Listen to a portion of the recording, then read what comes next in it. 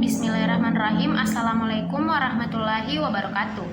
Perkenalkan, nama saya Lala Awali Anwar dari kelas manajemen A dengan NIM 210903501003. Video ini saya buat untuk memenuhi salah satu tugas final mata kuliah saya, yaitu manajemen keuangan.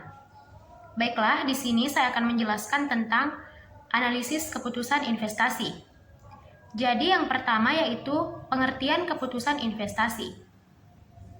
Investasi merupakan penanaman modal yang dilakukan oleh suatu perusahaan ke dalam suatu aset atau aktiva dengan harapan memperoleh keuntungan di masa yang akan datang.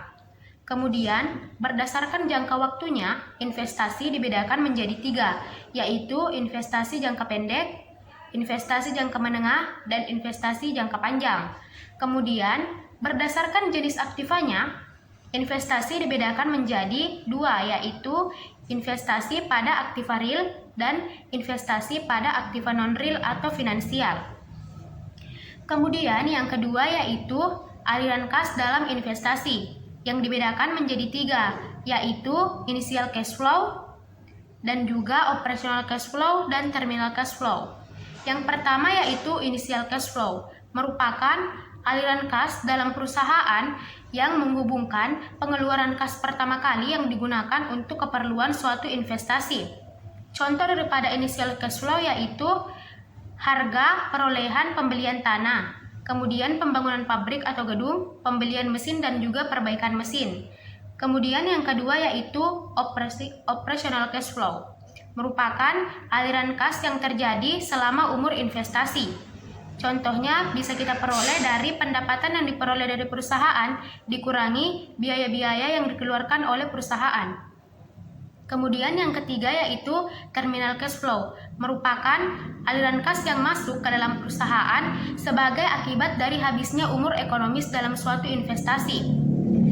Contohnya yaitu yang diperoleh dari residu dan modal kerja yang digunakan dalam suatu investasi. Kemudian ketiga ada metode penilaian investasi. Jadi yang pertama yaitu metode accounting rate of return, yang kedua metode payback period, yang ketiga metode net present value, yang keempat metode profitability index, dan yang kelima metode internal rate of return. Yang pertama yaitu metode accounting rate of return, merupakan metode yang digunakan untuk melihat sebuah penilaian analisis dengan keinginan untuk memperoleh keuntungan dari investasi yang digunakan untuk mencapai keuntungan tersebut. Teman-teman dapat melihat rumusnya adalah sebagai berikut.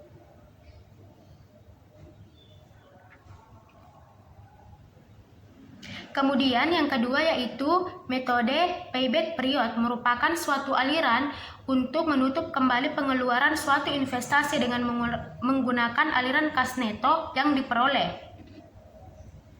Rumusnya adalah sebagai berikut. Kemudian yang ketiga yaitu metode net present value, merupakan metode yang digunakan untuk mencari selisih antara nilai sekarang dari aliran kas neto dengan nilai sekarang dari suatu investasi. Teman-teman dapat melihat rumusnya sebagai berikut. Kemudian metode yang selanjutnya yaitu metode profitability index, merupakan metode yang sama dengan net present value karena memiliki hasil keputusan yang sama. Teman-teman dapat melihat rumusnya sebagai berikut. Kemudian yang terakhir yaitu metode internal rate of return, yaitu metode yang digunakan dalam penilaian analisis dengan mengukur tingkat bunga yang menyamakan nilai sekarang dalam suatu aliran kas dan investasi. Rumusnya adalah sebagai berikut. Selanjutnya yaitu hubungan antara net present value, profitability index, dan juga internal rate of return. Ketiga metode ini merupakan dianggap cukup baik dalam penilaian analisis investasi karena melihat dari sisi nilai waktu uang. Tetapi antara net present value dan juga internal rate of return memiliki perbedaan, yaitu ketika menganalisis sebuah investasi lebih dari satu, baik itu 2 atau lebih, karena memiliki hasil keputusan yang berbeda. Selanjutnya ada capital rationing, merupakan pemilihan usulan investasi dengan melihat keterbatasan modal yang tersedia. Selanjutnya yaitu pengaruh inflasi terhadap keputusan investasi. Inflasi merupakan suatu keadaan di mana terjadinya kenaikan harga barang-barang dan juga jasa. Terjadinya inflasi ini sangat mempengaruhi kegiatan ekonomi, baik itu ekonomi makro maupun ekonomi mikro. Mungkin sekian yang sempat saya jelaskan mengenai analisis keputusan investasi. Kurang lebihnya mohon dimaafkan. Wabillahi taufiq wal hidayah. Wassalamualaikum warahmatullahi wabarakatuh.